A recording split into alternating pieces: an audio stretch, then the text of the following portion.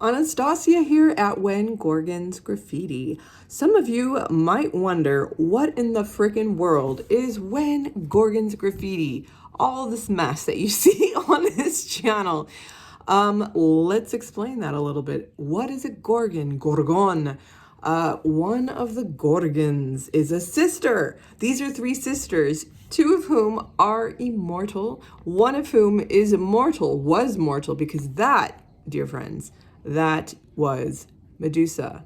Do we remember Medusa? I think we all remember Medusa. She is part of my little current logo for right now.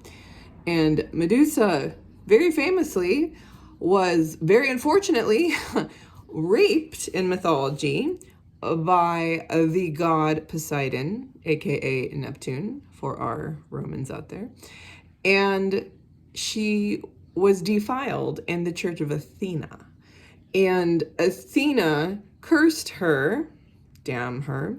Athena cursed her because of this act, which wasn't exactly Medusa's fault. She was this gorgeous woman and was a bit threatening, I guess, to some of the goddesses. But because she was defiled in Athena's temple, she was cursed to have those wonderful, snakes for hair. And those wonderful snakes for hair were what are called apotropaic, or they were the symbols of watch out, because if you are a powerful, beautiful woman who threatens a god, goddess, you need to know your place. You need to have humility, or you are going to be cursed to look like some hideous monster. Throughout history, she was portrayed very masculinely. Is that an adverb? In a very masculine fashion, hideously. And it was really to warn women to know their place. And it is really only recently where she started to be depicted in a much more feminine, beautiful, badass way. But still, it's kind of like watch out, because she might be more sexy, powerful, in control, so to speak, of who she is.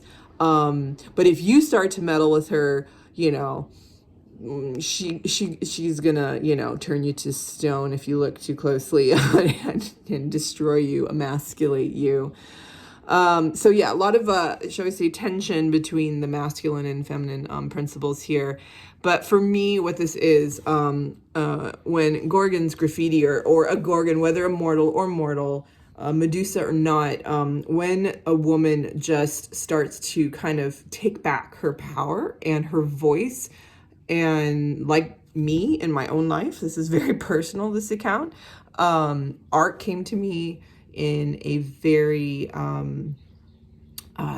sort of numinous state, through doing deep shadow work, dream work, almost you could say interdimensional work that really kind of brought back the pieces of myself that had been fractured due to ancestral trauma and trauma in this lifetime, brought it back together into a more cohesive whole and kind of revivified, lit back up that fire of imagination and creativity within me.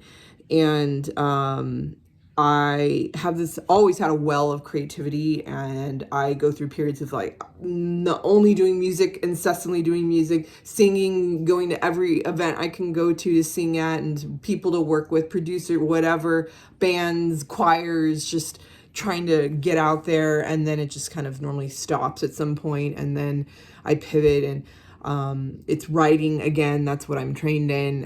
Writing is very painful, very difficult for anyone who writes. It takes for frickin' ever to do anything. Sometimes you can flow and it just comes out of you, but then there's the editing process, or I don't know. It's a whole, writing is like life, as a professor once told me. It evolves as you evolve. So there's normally a point at which, even if you're not quote unquote done with something, you just bloody send it in, and hopefully you have an editor who can put it into some shape so it can be publishable, or I don't know. But I've written so many different types of things, and I've written songs, and then there's acting, and then there's what else? I don't even know. Performing, I guess. And beyond acting, kind of just putting on a whole show. In a sense, this is a part of that. But then there's always been these pauses and this difficulty really to execute and finish things. And one of the things that was such a gift of acrylic painting coming to me. One, acrylic, it dries like that. You work with it very quickly. And I was in this open state of being very just in surrender and just listening to my guides, my guidance, my gut, my intuition, and just getting out of the way, letting the head, basically doing the work to get out of head into heart, out of mind into body, and just be in a still, quiet, soft body, soft, quiet place to then listen and flow through and let things just come through, like to the extent where I literally listen to what colors, like no plans about anything I'm going to do. So in a sense, what I've been doing is expressive arts therapy, and I've been leading mostly women in a small group called Sacred Play, in which we play around together with different mediums. Oh yeah, hello, photography is another huge medium I've played with for years and years and years, and something my sister's done, my father, and goodness knows who else in my family. So it kind of, I don't know, I feel runs in the blood in some way. But yeah, photography. But yeah, we have a photographer in the group that I've been in and hosting and holding space for. But yeah, we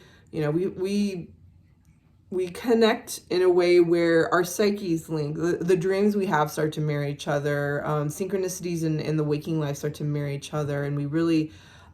it's a really sacred, very intimate community of connectivity where when we are finally together in a space to create what ends up unfolding is extraordinary. None of us have anything planned, and then we just kind of start to think, red, turquoise, blah, blah. And you just start grabbing things, and then before you know it, whether you're doing something representational or abstracted, or you're doing photography or whatever you're doing, some people are editing, making little videos, and it's wild how the art almost starts to speak to each other. And the whole point of graffiti, or the concept of graffiti, is it's so important. Like Austin Kleon says in the book, Show Your Work, for artists who are really stuck. Like I've been pretty much my whole life, I've in a sense been in a dark night of the soul for 20 years, mostly checked out, like went through the fucking ringer.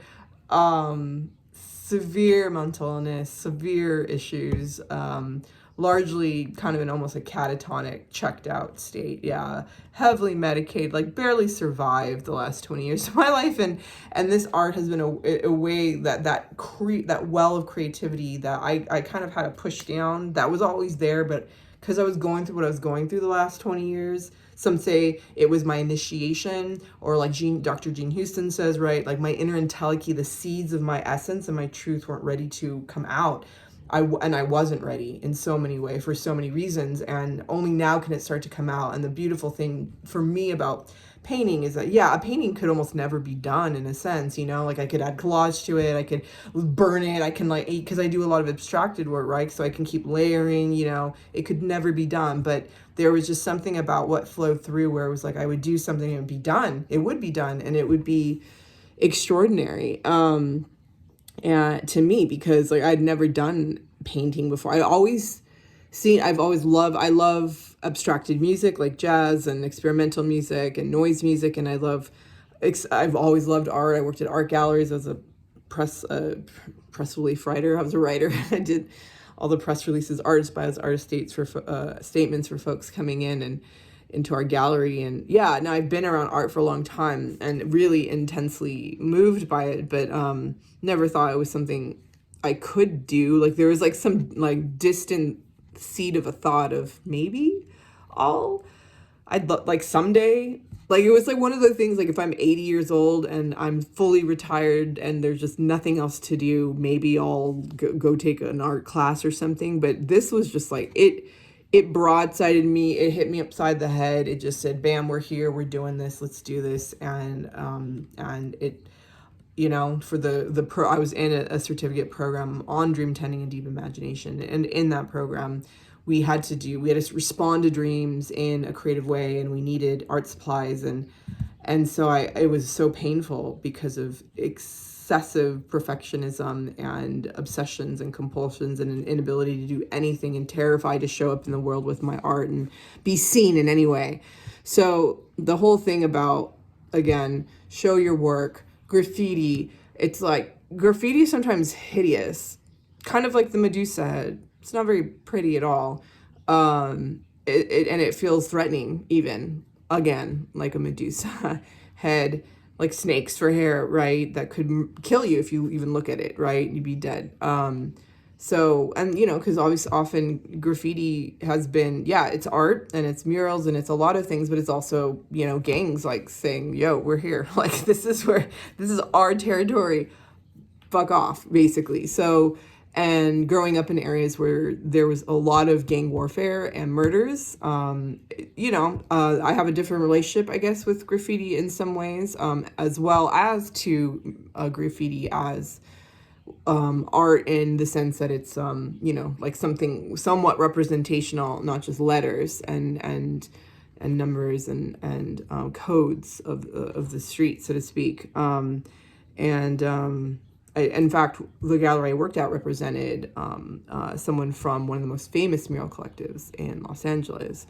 So the thing so it has that it's the graffiti in a public setting can be a little bit threatening, but it also has the underlying beauty and artistry of the person who's creating it, and in and of itself it is artistic and beautiful with an edge. Like, even when there's a beautiful sort of graffiti art mural near where I live currently in Hollywood, and it's kind of bubbly and it's very cute. It's very cute.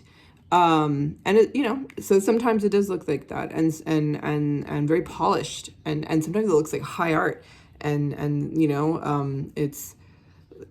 some of it is put into museums. Banksy, it's a whole, as it's a really complex subject, but for me, it's about showing up in the world and putting it out there, saying, yeah, this is my territory. This is what I'm doing.